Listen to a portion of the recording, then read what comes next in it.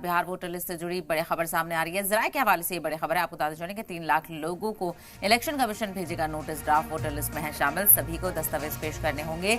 दस्तावेज जमा करने के बाद समाप्ति होगी तो नाम कटने को लेकर बीएलओ लेंगे फैसला। तो आपको बताते चले एसआईआर को लेकर पहले ही घमासान देखने को मिल रहा है। सियासत उरूज पर है और अब जानकारी मिल रही है कि इलेक्शन कमीशन इस मामले में अब नोटिस भेजने की बात कर रहा है कि कई लोगों को नोटिस भेजा जाएगा और जिसमें उन लोगों को दस्तावेज जमा करने होंगे। यानी जिन लोगों के नाम कटे हैं उनमें से कुछ की निशानदेही की जाएगी और उन लोगों को नोटिस भेजा जाएगा।